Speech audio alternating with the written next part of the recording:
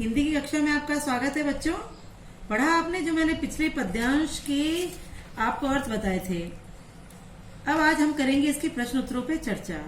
बच्चों देखिए, कक्षा 12 में जो पाठ के पीछे दिए गए प्रश्न उत्तर, वह एक तरह से आपको उदाहरण दिए गए हैं कि किस तरह से प्रश्न उत्तर आएंगे, लेकिन जरूरी नहीं है वो आए।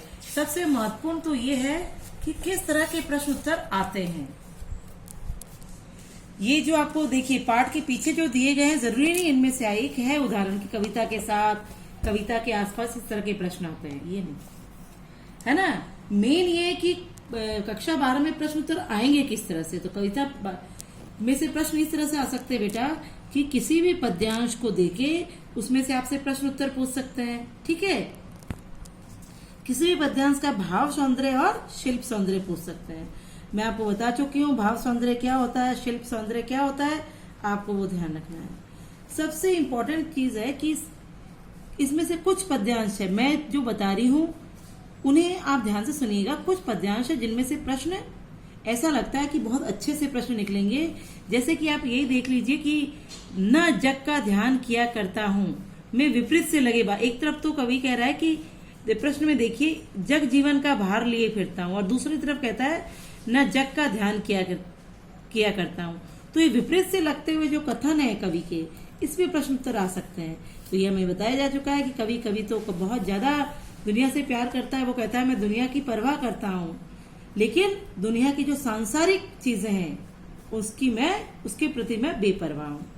आप देखिएगा जो पद्यांश में मैंने आपको अर्थ बताए हैं, उन्हीं में से कहीं ना कहीं इसके उत्तर निकलते हैं और आप मुझे लिख के भेजेंगे। अब और जो पहला एक और जो प्रश्न बनता है इसका, वह वहां से बनता है बहुत ही, देखिए मैं जहां मैंने आपको बताया था कि कवि कहता है कि है यह अपूर्ण संसार न मुझको बाता, मैं सपनों का संसार लिए फिरता हूँ।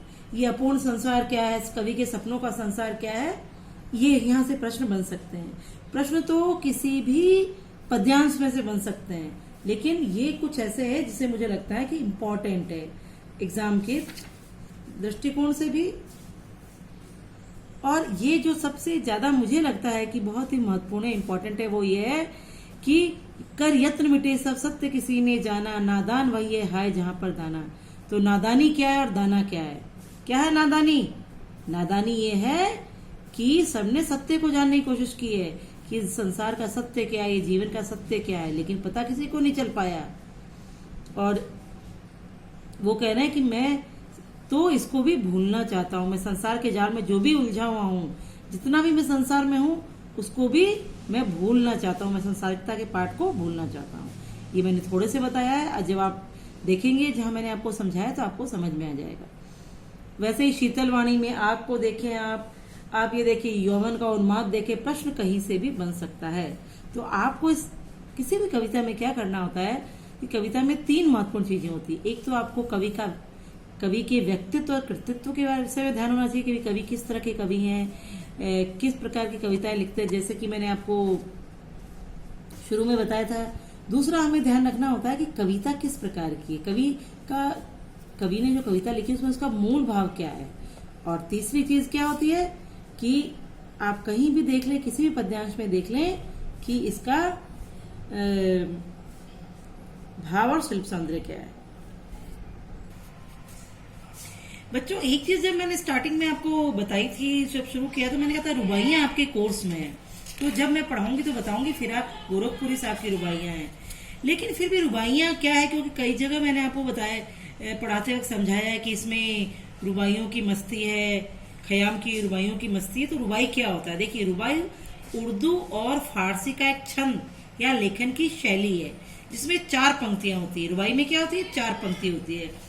इसमें पहली, दूसरी और चौथी पंक्ति में तुक मिलाया जाता है, तुकबंदी होती है, काफिया मिलाया जाता है, लेकिन तीसरी पंक्ति स्वच्छंद होती है।